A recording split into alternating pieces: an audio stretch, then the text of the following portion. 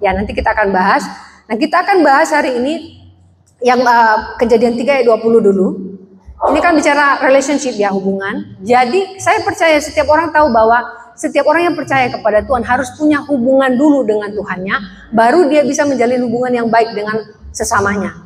Jangan katakan, oh saya baik dengan orang, tapi dia tidak baik dengan Tuhan. Tidak bisa. Harus baik dengan Tuhan dulu, hubungannya dengan Tuhan bagus, baru hubungannya dengan manusia bagus. Kita baca Kejadian 3 ayat 20. Manusia itu memberi nama Hawa kepada istrinya, sebab dialah yang menjadi ibu semua yang hidup. Hawa, ibu semua yang hidup. Jadi 3 makna dari Hawa itu sebenarnya adalah to live, to give, to breathe. Artinya to live itu untuk tinggal, untuk misalnya gini. Jadi kalau suami istri itu istrinya ada untuk keluarganya. Ada untuk suaminya, ada untuk anak-anak. Jadi itu namanya to live, untuk tinggal ya. Kemudian to give life, yaitu melahirkan. Di sini ada bapak-bapak yang melahirkan?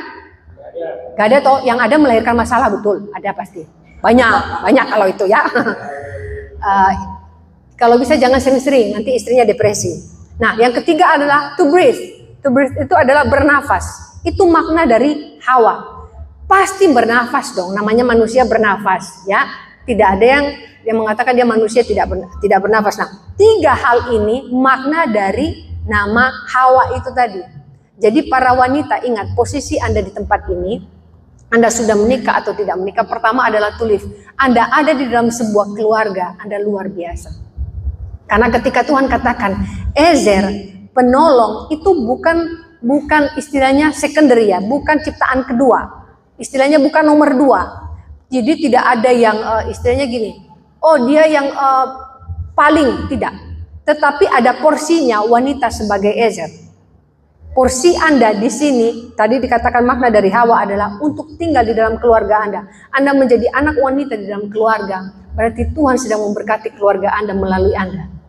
Anda menjadi istri hari ini, Tuhan memberkati suami Anda, anak-anak Anda melalui Anda. Anda menjadi mertua hari ini, Tuhan memberkati mantu Anda, anak-anak Anda, cucu-cucu Anda, semua diberkati. Karena wanita ini punya porsi yang berbeda, punya porsi yang luar biasa. Jadi kita akan bahas hari ini, saya akan bahas tentang wanita dan cinta. Bagaimana ketika wanita itu mencintai sesuatu, dia akan melakukan apa sih? Di dalam Alkitab itu yang bisa dijadikan contoh adalah Ruth. Ya, Ruth itu setelah Matius ya. Di dalam Alkitab, betul ya? Di Perjanjian Baru tuh itu. Gak ada yang komplain, berarti betul ya? Maksudnya betul semua nggak baca Alkitab. Ruth di Perjanjian Lama, Perjanjian Baru? Lama. Tapi jangan hidup di kehidupan Perjanjian Lama ya. Harus di Perjanjian Baru. Nah, dari Ruth ini kita belajar 3 hal. Ruth ini cerita yang mungkin semua pada tahu. Nama mertuanya siapa? Naomi, ya. Jadi Ruth pertama yang kita bisa pelajari sebagai Hawa tadi, sebagai wanita, dia punya komitmen yang besar. Komitmen wanita ini luar biasa. Kita baca Ruth 1 ayat 16. Tetapi kata Ruth, janganlah desak aku meninggalkan engkau dan pulang dengan tidak mengikuti engkau. Sebab kemana engkau pergi, ke situ jugalah aku pergi. Dan di mana engkau bermalam, di situ jugalah aku bermalam. Bangsamulah bangsaku, dan Allahmulah Allahku. Ruth seharusnya punya pilihan. Gini loh, mertuanya ini kan sudah tua. Dia masih muda. Kenapa dia harus ikut mertuanya? Apalagi kan dia tidak punya anak dengan apa? Dengan suaminya yang sudah meninggal. Dia harusnya punya jalan yang berbeda. Dia bisa menikah lagi. Tetapi kenapa dia harus mengikuti mertuanya? Ngurusin orang tua yang bukan orang tua kandungnya. Ini bicara komitmen. Ketika Naomi itu menjadi ibu mertuanya Ruth, Ruth berkomitmen untuk menjaga mertuanya. Karena mertuanya sendiri janda. Hari ini wanita ketika Anda jadi lumayan juga berdangdut kita di sini nih. Nah, tuh ada dangdut. Nah, hari ini ketika Anda menjadi mantu di dalam rumah tangga, kenapa Anda yang ngurus mertua Anda? Saya tanya, di sini yang ngurus mertuanya siapa? Ayo, Pak, nggak ada yang ngurus mertuanya, Pak? Nggak ada yang angkat tangan? Oh, pernah. Maksudnya jemaat yang nggak ada yang angkat tangan, Pak. Jangan-jangan mertuanya duduk di sampingnya, takut kalau dibilang ngurus, nanti nggak ngurus, kayak enak ya. Nah, biasanya di Asia, ya di Asia, itu selalu mantu itu ngurus mertua. Kalau di luar negeri pisah, ya mertua yang mertua. Dan di Yahudi juga seperti itu. Ketika ada menantu, itu yang ngurus itu menantu, mertuanya diurus sama menantu. Ini bicara komitmen seorang wanita, yang bisa melakukan itu hanya wanita. Kenapa banyak komitmen tentang apa yang dilakukan oleh Ruth ini hanya dilakukan oleh wanita? Saya jarang ketemu pria mau ngurusi, maksudnya gini ya, mertuanya, kecuali ipar saya. Jadi ipar saya itu yang nomor 2 sudah almarhum. Bahkan orang berpikir bahwa itu anak kandung dari mama saya dulu. Jadi dia itu bisa ngurus keluarga. Dulu waktu pas nenek saya dari papa saya sakit gitu, yang ngurusin dia. Nah, makanya nenek saya itu dulu kalau pas mau ke kamar mandi, dia minta diantar sama ipar saya lah. Ipar saya kan suruh kakak saya. Dia nggak mau, dia mau sama ipar saya karena nenek saya merasa bahwa yang menjaga dia itu. Nah, ini bicara jarang-jarang kalau pria seperti itu. Komitmen seorang wanita itu susah untuk berubah. Makanya kalau ada wanita tiba-tiba komitmennya berubah, berhati-hati, Anda sudah tidak takut akan Tuhan. Kenapa banyak wanita tidak komitmen dalam pernikahannya? Dia sudah tidak takut akan Tuhan. Kenapa banyak wanita sudah tidak komitmen lagi mengurus rumah tangganya? Karena dia sudah tidak takut akan Tuhan. Ketika dikatakan tadi Ezer, penolong, itu bicara porsi Anda begitu besar dalam rumah tangga, dalam keluarga, apapun Anda anak, istri, atau mantu, Anda punya porsi yang besar. Di dalam Alkitab dikatakan penolong yang sepadan itu kenegdo. Kenegdo itu sepadan bukan gini loh, sama-sama bisa menutupi kelemahan katanya. Jadi kalau mau menikah, cari pasangan yang bisa menutupi kelemahanmu. Katanya seperti itu. Tapi kenegdo ini bicara seperti ini. Kalau Anda punya sepeda motor, kalau nggak ada bannya, apakah namanya sepeda motor? Enggak. Ya toh. Terus kemudian kalau Anda mau masak kompor ya, tapi tidak ada apinya, apa itu tetap disebut kompor? Tidak. Itu yang namanya kenegdo. Sesuatu yang sepadan. Ketika dikatakan di dalam Kejadian, maka Tuhan menciptakan laki-laki dan perempuan. Nah, ketika bicara, oh terima kasih Ibu, Tuhan berkati. Ketika bicara laki-laki dan perempuan, ini yang sepadan. Sekarang ini ada laki-laki dan laki-laki menikah. Nah, ini sudah tidak sepadan ini. Ada perempuan dengan perempuan menikah, tidak sepadan. Itu yang disampaikan oleh firman Allah. Ketika Anda menjadi wanita Ezer, menjadi Hawa yang tadi ini, berarti porsi Anda begitu besar untuk bisa mendampingi pria. Tapi yang sudah menikah jangan dampingi pria lain, itu bahaya. Ya. Pria yang ada di samping Anda aja lihat. Jadi kalau suami Anda seperti itu, kalau dulu waktu menikah katanya, Bu, dulu suami saya waktu menikah kurus, sekarang waktu sudah menikah gemuk, berarti Anda kasih dia makan yang enak.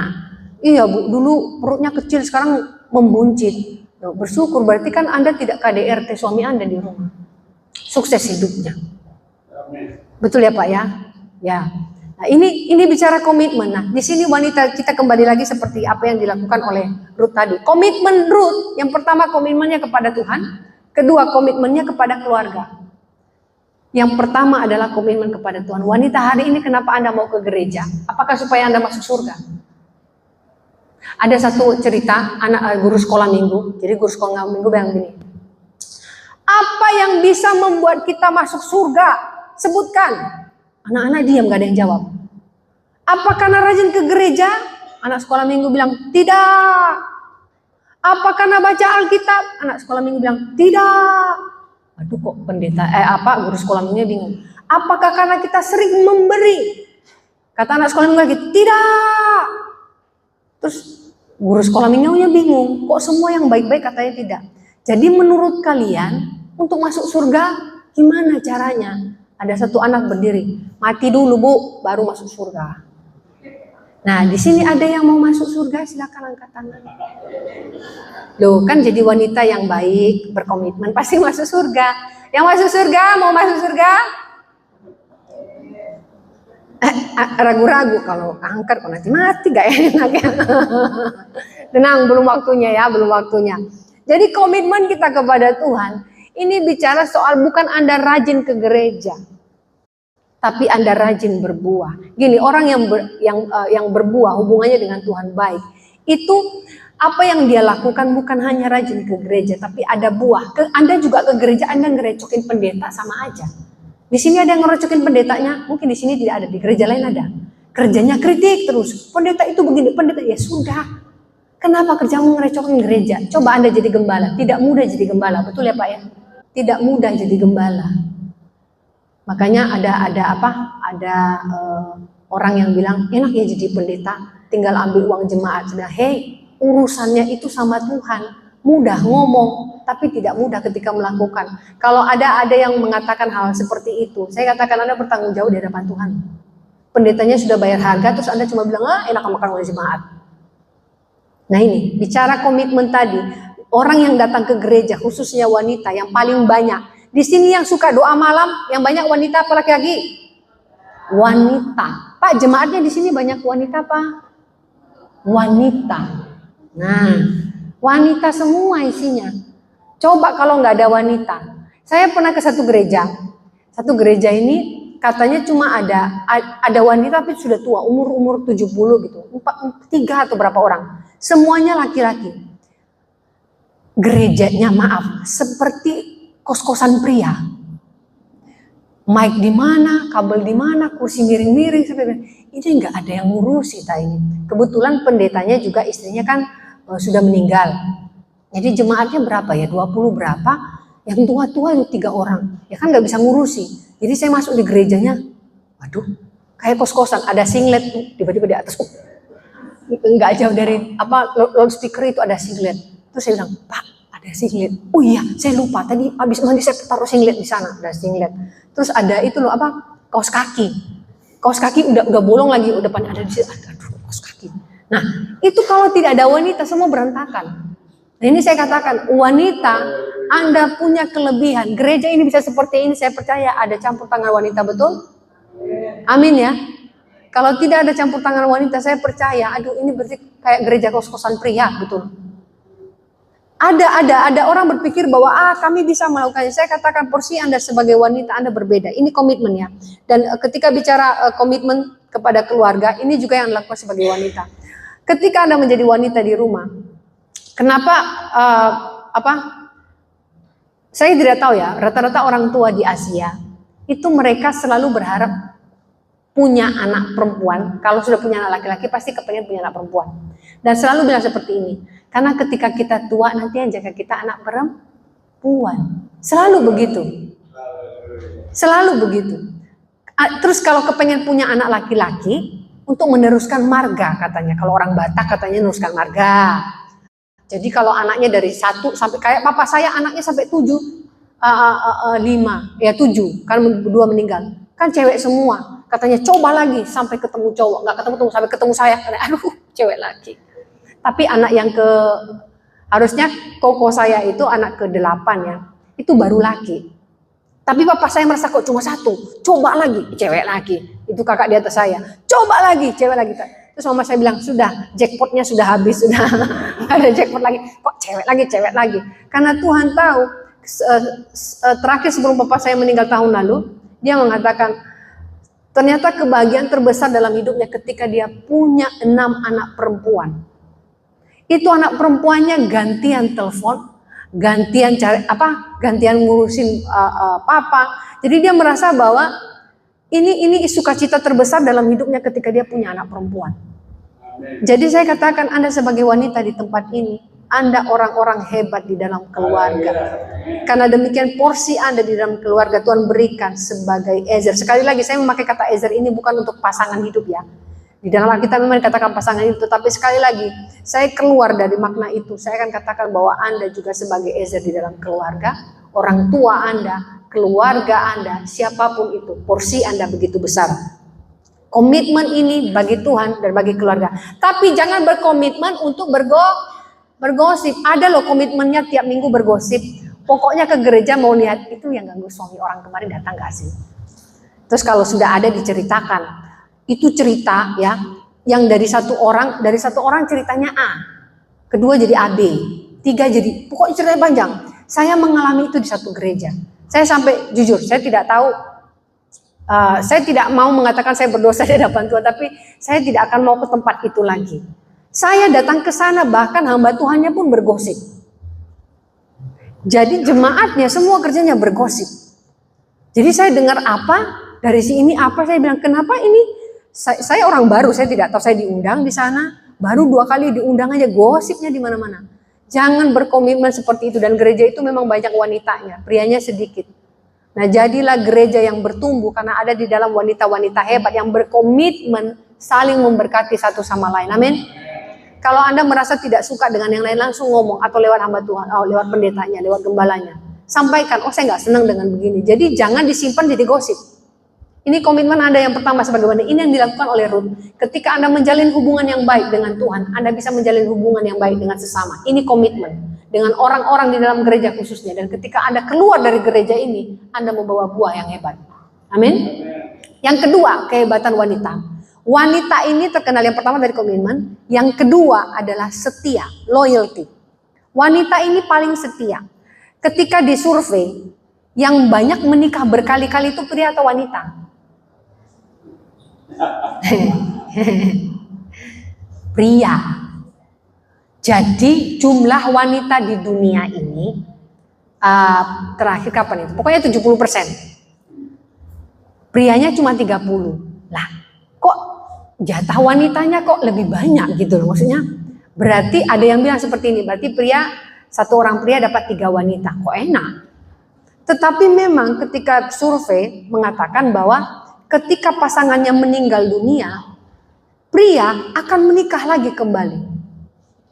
Karena pria ini bicara ada yang ngurusi anak. Ya, atau kalau apalagi punya anak, ada yang ngurusi anak. Makanya saya pernah bilang ada satu ibu-ibu bilang, aku mau cari mantu yang bisa masak, terus yang bisa ngurus rumah. Bu, cari pembantu aja, gak usah cari mantu. Lah apa cari mantu? Lah kan bisa masak mantunya. Ya, kalau mau cari mantu, tolong ya, jangan cari dulu yang bisa masak, cari dulu yang takut akan Tuhan. Kalau dia tidak bisa masak, toh nanti dia bisa belajar. Jangan kayak saya bisa masak tapi nggak bisa buat kue. Tiap kali buat kue, kuenya keras, saya lempar anjing mati. Karena kuenya keras, udah saya kasih pengembang pahit kebanyakan. Saya kasih sedikit keras, saya pernah buat kue mangkok, nggak mekar-mekar. Saya tanya, kenapa ini tidak mekar? Terus teman saya bilang, oh mungkin kue mangkokmu dikutuk. Karena saya nggak bisa buat kue. Jadi kalau dulu misalnya mertua saya bilang saya mau cari mantu yang bisa buat kue, saya tidak termasuk di dalamnya. Saya nggak bisa buat kue. Saya taunya makan kue. Jadi di sini saya katakan setia. Wanita Anda punya kelebihan dibanding pria. Saya tidak mendiskreditkan pria hari ini karena bukan harnas pria. Kalau harnas pria pasti saya memberikan nilai-nilai plus buat Anda. Tapi hari ini khusus wanita. Anda punya kelebihan yang disebut dengan setia, loyalty. Yang paling setia bekerja di dalam perusahaan itu banyak wanita. Itu survei. Yang paling setia di dalam rumah tangga, survei mengatakan wanita. Karena wanita ketika disakiti tetap dia setia. Kenapa? Wanita ini seperti ini. Ketika dia melihat seseorang dengan kasih, dengan cinta, melakukan kesalahan sekali, bagi dia sakit hati. Bukan ini bicara langsung mengampuni, tidak. Tetapi lebih banyak dia melihat kenapa dia mencintai orang itu daripada kenapa orang ini membenci, nyebelin gitu loh.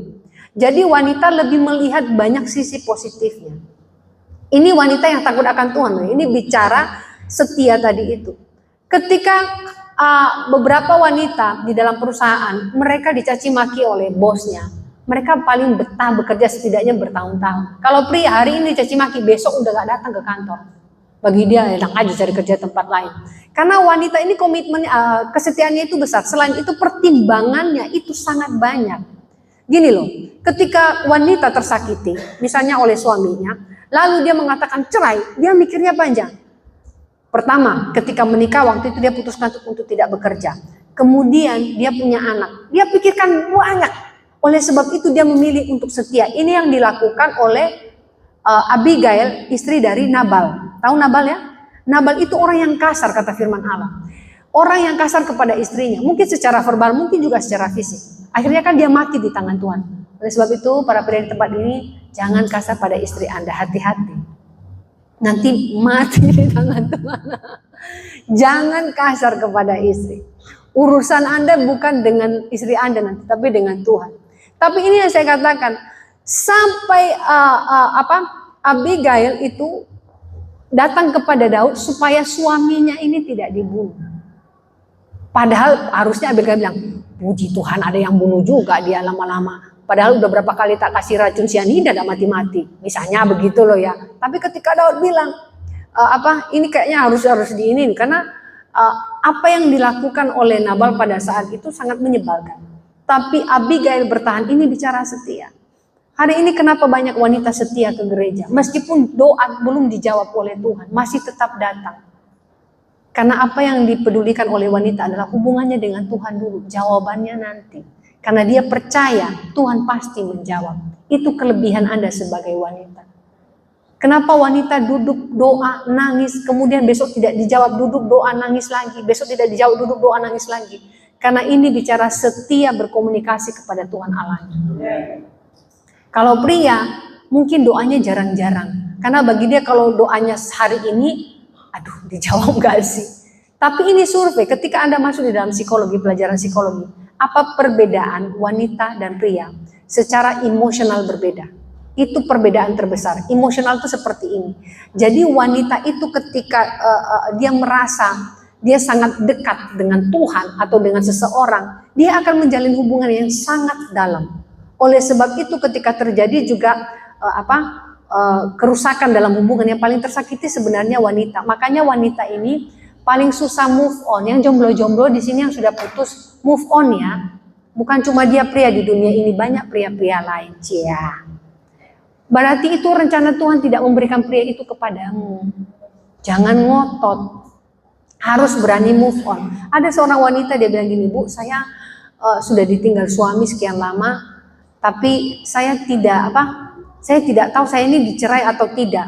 Saya bilang seperti ini, ketika Anda berkomitmen di dalam Tuhan, nantikan saja jawabannya Tuhan. Jangan paksa Tuhan. Kalau Anda paksa Tuhan, hari ini suami Anda pulang, belum tentu itu yang terbaik. Kalau hari ini suami Anda belum pulang, itu pasti jawabannya Tuhan. Tetapi sekarang bagaimana Anda di hadapan Tuhan? Karena banyak orang berpikir seperti ini, Tuhan ini kok nggak menjawab doa ya? Kok sudah didoakan? Kan ini demi keluarga. Terkadang kita ini begini, kita selalu berdoa meminta standar sesuai dengan standar kita. Tapi bukan itu standarnya Tuhan. Yang jelas saya bisa melihat bahwa ketika kita berdoa di hadapan Tuhan, dia pasti menjawab. Dan wanita yang paling setia di dalam doa, tidak dijawab tetap saja berdoa. Makanya ada orang seberang bilang seperti ini, orang Kristen itu khususnya perempuan-perempuan itu bebal. Loh kenapa? Doa tidak dijawab. Bagi mereka itu kebebalan. Kamu cari Tuhanmu tidak kasih apa-apa. Kok masih cari Tuhan? Makanya kan Hitler pernah mengatakan kepada anak-anak kecil, dia ke sebuah sekolah, dia mengatakan seperti ini. Kalian ini semua kelaparan, coba berdoa kepada Tuhan, minta roti. Terus anak-anak ini berdoa, dia bilang, Tuhan kasih roti enggak? Tidak. Lalu dia ambil roti, dia kasih. Ini saya kasih kamu roti, saya Tuhan. Tuhanmu tidak menjawab, saya menjawab. Itu yang dilakukan oleh Hitler. Hari ini iblis juga melakukan hal yang sama. Tetapi engkau sebagai wanita paling kuat. Kenapa Anda tetap berdoa hari ini? Kenapa Anda masih punya pengharapan hingga hari ini? Termasuk pria loh ya hari ini. Kenapa sampai hari ini Anda punya pengharapan? Karena kita setia kepada Tuhan. Karena ketika kita setia, Tuhan kita jauh lebih setia. Amin. Kita baca di dalam Rut 2 ayat 11. Rut 2 ayat 11. Boas menjawab, telah dikabarkan orang kepadaku dengan lengkap segala sesuatu yang kau lakukan kepada mertuamu sesudah suamimu mati, dan bagaimana engkau meninggalkan ibu bapamu dan tanah kelahiranmu, serta pergi kepada suatu bangsa yang dahulu tidak engkau kenal. Ini bahasa yang luar biasa ya, dikatakan dikabarkan orang kepadaku dengan lengkap segala sesuatu yang engkau lakukan kepada mertuamu. Jadi ketika kita menghasilkan buah yang baik, itu kita nggak usah ngomong, tadi aku bantu ini loh, ini ada kabar. yang akan disampaikan, yang bisa menjadi kesaksian. Oleh sebab itu wanita, hari ini hidupmu adalah kesaksian bagi orang-orang di luar sana. Ketika kita keluar dari gereja ini, kita menjadi saksi, baik buat keluarga yang belum mengenal Tuhan, baik tempat kerja atau manapun. Ini yang dilakukan oleh Ruth. Ruth tidak pernah cerita loh. Dia ketika datang di kampung halamannya Naomi, dia bilang, itu mertuaku loh, numpang tak bantuin, tak gini. Tidak cerita. Tetapi telah dikabarkan kepada Boas apa yang dilakukan oleh Ruth. Hari ini, bagaimana kita bisa menjadi saksi di luar sana, itu dengan buah yang kita hasilkan hari ini. Dan engkau wanita, ketika engkau setia kepada Tuhan, melakukan perintah Tuhan, saya percaya Anda sudah menjadi saksi. Tidak harus menginjil, tidak harus berkhotbah atau apapun. Tetapi ketika hidup kita menjadi saksi, ini kita sudah melakukan. Jadi ini yang saya katakan tadi, bahwa fakta khususnya di Indonesia ya. Jadi ada satu profesor, saya lupa dia dari mana, dia melakukan survei. Wanita di Indonesia setelah bercerai itu tidak mau langsung menikah karena dia mau tetap bekerja untuk biayai anaknya. Dan survei ini membuktikan bahwa wanita itu mau kerja bahkan 2 pekerjaan demi menyekolahkan anaknya. Dan ini survei wanita-wanita Indonesia. Jadi wanita ketika dia komitmen, kemudian dia setia, dia akan setia melakukan hal yang hebat untuk keluarganya, untuk anak-anaknya. Jadi dia tidak mikir, waduh nggak ada suami ini, nikah lagi nih, lumayan nanti ada yang biaya hidup. Tidak seperti itu. Jadi para wanita, kenapa Anda bekerja hari ini sampai double? Kenapa Anda harus banyak orang mengatakan bahwa ya pakai sekolah yang biasa aja lah, ada yang murah-murah, yang gratis. Kenapa Anda selalu mencari yang terbaik buat anak Anda? Kenapa harus memberi yang terbaik? Karena demikian Anda sebagai wanita, Anda punya loyalty, kesetiaan untuk keluarga, memberikan yang terbaik. Bukan hanya untuk anak, untuk mertua, untuk orang tua. Ini yang dimiliki oleh wanita. Makanya saya katakan sekali lagi, kenapa banyak orang tua menginginkan punya anak perempuan. Di sini yang sudah menikah tapi tidak punya anak perempuan, tolong angkat tangannya. Oh Pak, oh ya Pak, boleh loh Pak diproduksi lagi biar dapat.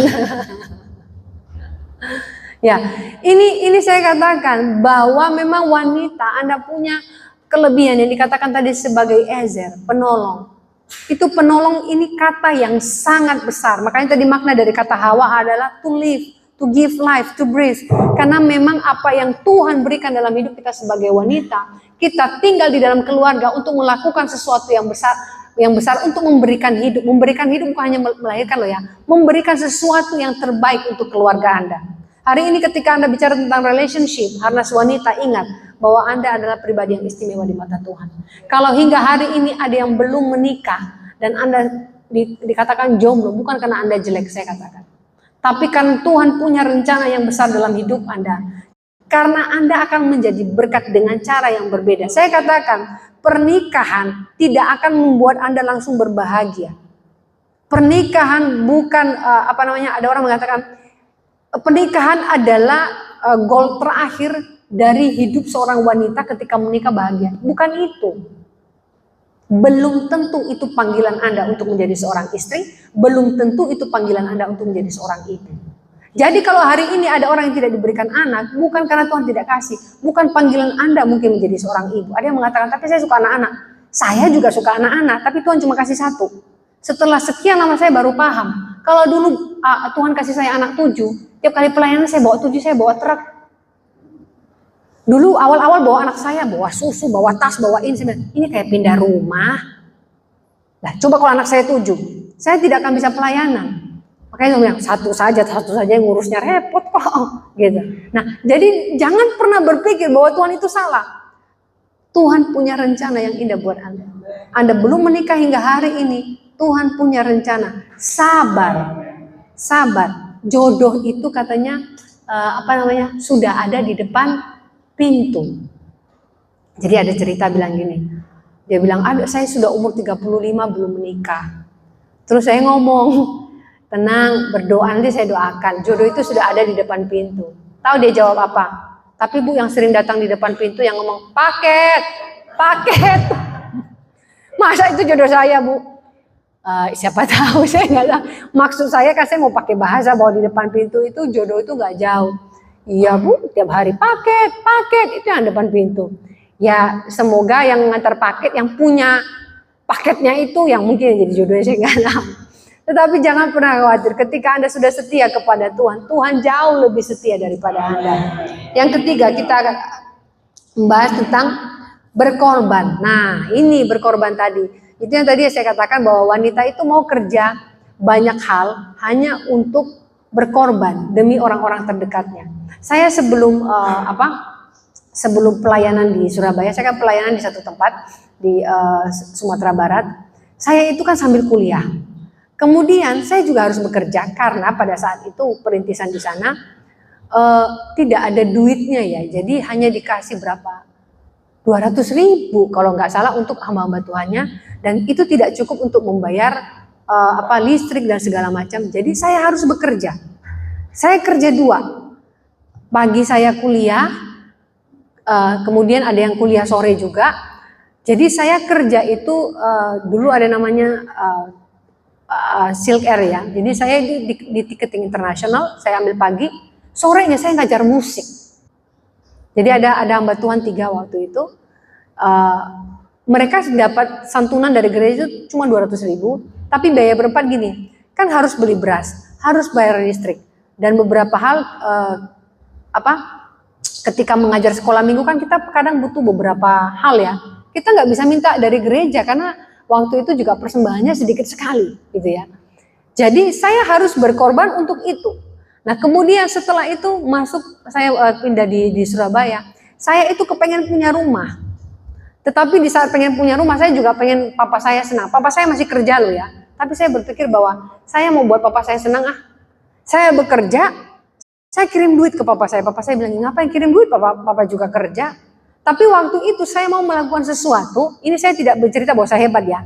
Tetapi ketika bicara kita berkorban, kita mau melakukan apapun, itu wanita. Dia mau melakukan apa saja untuk membahagiakan keluarganya. Dia mau berkorban. Terkadang wanita itu beberapa kali yang konseling kepada saya. Suaminya selingkuh berapa kali sampai keluarganya bilang ceraikan. Tapi kenapa dia berkorban untuk anaknya? Kalau bercerai anaknya mau jadi apa? Udah lihat bapaknya begitu gak bisa jadi contoh, terus dia cerai, mau jadi apa? Tapi dia berkorban. Ini wanita yang bisa melakukan hal ini hanya wanita. Karena tadi dikatakan perbedaan wanita dengan pria adalah emosional. Dia memang merasa sakit tapi dia tetap bertahan. Itu kelebihan Anda sebagai wanita. Rut 3 ayat 6. Sesudah itu pergilah ia ke tempat pengirikan dan dilakukannya lah tepat seperti yang diperintahkan mertuanya kepadanya. Gini, ketika ada seorang janda gak punya anak, terus mertuanya bilang, kamu kesana saja, terus nanti kamu tidur di dekat tempat tidurnya. Kira-kira mau gak disuruh mertua begitu? Mertua apaan ini? Bukan disuruh ganggu, tapi kan aneh. Ketika mertua suruh tidur di dekat pembaringan pria, terus nanti dikira orang apa? Perempuan gak benar. Tetapi dia melakukannya, dia berkorban untuk apa? Dia tahu bahwa ketika mertuanya menyuruh sesuatu, ada rencana Tuhan yang besar. Tidak dikatakan di sini bahwa Rut menyebut nama Tuhan, bahwa itu rencana Tuhan. Tetapi saya percaya ketika masuk di dalam Alkitab, Tuhan ingin menceritakan bagaimana terkadang kita melakukan sesuatu yang sakit, tapi kita berkorban untuk hal yang baik. Kenapa Anda melakukan hal yang sakit?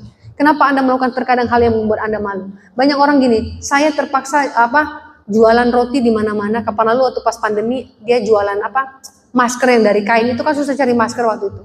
Padahal dulu hidupnya tidak sesusah itu. Tapi dia mau melakukannya berkorban supaya anak-anaknya bisa makan. Padahal dulu dia kerja di perusahaan besar, punya mobil loh. Orang punya mobil, mobilnya mahal kok jadi jualan masker. Tapi dia mau berkorban untuk keluarganya. Hari ini ketika bicara korban, jangan berkorban, jangan pernah malu. Kalau itu baik, lakukan. Ini yang dilakukan oleh Rut. Berkorban untuk keluarga. Itu kelebihan Anda sebagai kenekdo. Sepadan dengan keluarga Anda, sepadan dengan suami Anda, sepadan dengan lingkungan Anda. Karena memang wanita diciptakan seperti itu. Jadi sebenarnya Ezer itu kata yang dipakai berkali-kali untuk Tuhan. Jadi ketika kata ini dipakai sebagai penolong untuk Tuhan, berarti Anda sebenarnya punya porsi yang sangat besar. Bukan saya katakan Anda jadi Tuhan, tetapi porsi Anda begitu besar. Kata Ezer ini bukan kata yang sederhana ketika diterjemahkan dari bahasa Yunani. Penolong ini berarti porsi Anda sangat besar. Ketika bicara berkorban, apa yang dilakukan oleh Ruth ini, dia taat, dia nurut, dia melakukan apa yang Tuhan mau. Seorang pendeta berkhotbah, dia bilang gini, saya tahu bahwa jemaat di tempat ini mau berkorban. Katakan amin ketika Anda mengatakan ya, Anda setuju bahwa Anda mau berkorban. Amin. Ketika Anda punya 1M, Anda akan memberikan buat gereja 1M. Semua bilang amin. Hebat, pendetanya bangga. Wih. Ketika Anda punya 100 juta, Anda menyumbang buat gereja 100 juta. Semua ngomong amin. Kemudian ketika Anda punya 1 juta, Anda sumbang buat gereja 1 juta. Amin. Ketika Anda punya 100.000, Anda nyumbang untuk gereja 100.000. Diam semua, karena semua lihat dompetnya ada 100.000. Kalau bilang amin kan harus nyumbang. Sebentar. Bilang amin apa enggak? Kalau amin kan harus nyumbang, kan nggak boleh bohong ya. Nah hari ini kalau gitu pendeta suruh khotbah, ketika Anda punya 1.000, semua amin, pasti amin gitu. Karena ketika orang disuruh berkorban, dia mau mencari korban yang menguntungkan dirinya sendiri. Berkorban itu seperti yang Yesus lakukan, tidak menguntungkan bagi Yesus sesungguhnya. Ngapain dia harus berkorban? Ketika bicara berkorban, itu tidak menguntungkan diri sendiri, tetapi melakukan sesuatu buat orang lain. Ini yang dilakukan oleh wanita. Anda tidak pernah mencari untung untuk sesuatu, tapi ketika Anda berkorban untuk keluarga, itu buat keluarga Anda, tidak menguntungkan. Karena sesungguhnya ketika wanita berkorban, Anda juga pria berkorban. Ketahuilah, ketika Anda berkorban untuk orang yang ada di samping Anda, di sekeliling Anda, buat gereja Anda, itu urusan Anda nanti dengan Tuhan. Karena Tuhan perhitungkan semuanya. Makanya penghakiman itu ada dua. Penghakiman yang pertama adalah penghakiman dosa. Penghakiman yang kedua adalah penghakiman bukan untuk dosanya, tapi upah. Ini yang namanya dapat mahkota. Jadi ketika Anda dihakimi nanti, oh kebaikannya dia, oh dia dulu kebaikannya dia menolong orang yang jatuh, oh ya. Ini kebaikannya dulu nyumbang buat gereja 2.000, oh lumayan. Sebelahnya, oh ini dulu nyumbang buat gereja 2M misalnya. Jadi itu upah. Tetapi bukan itu ya, bukan soal berapa besar sumbangan Anda di ini, tapi ketika bicara memberi, itu berkorban, bukan untuk menguntungkan Anda. Oleh sebab itu, ketika Anda memberikan persembahan buat gereja, jangan pakai yang namanya prosperity gospel, teologi kemakmuran. Ketika engkau memberikan 10.000, 100 kali lipat, nunggu 100 kali lipat, kok nggak diganti-ganti Tuhan?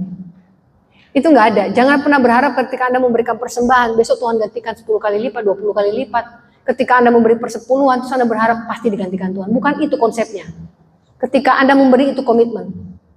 Amen. Jadi bukan soal Tuhan akan lipat kali gandakan. Saya percaya gereja ini tidak mengkhotbahkan itu ya. Ketika Anda memberi, maka Tuhan melipat kali gandakan berkali-kali sampai setiap kali ngomong persembahan itu berkali-kali. Bukan itu. Itu urusan Tuhan dengan Anda ketika Tuhan mau melipat kali gandakan. Tetapi jangan pernah berpikir dalam pikiran Anda ketika Anda berkorban untuk gereja, Tuhan akan ganti lebih. Bukan itu konsepnya. Demikian ketika bicara wanita tadi. Ketika wanita berkorban, konsepnya adalah dia mau melakukan sesuatu untuk keluarganya. Dan hari ini saya bukan hanya bicara wanita, untuk penutup saya katakan Anda juga sebagai pria. Apa yang sudah Anda korbankan buat keluarga Anda? Ketika Anda sudah mengorbankan sesuatu buat keluarga Anda, saya percaya Tuhan lihat apa yang Anda lakukan.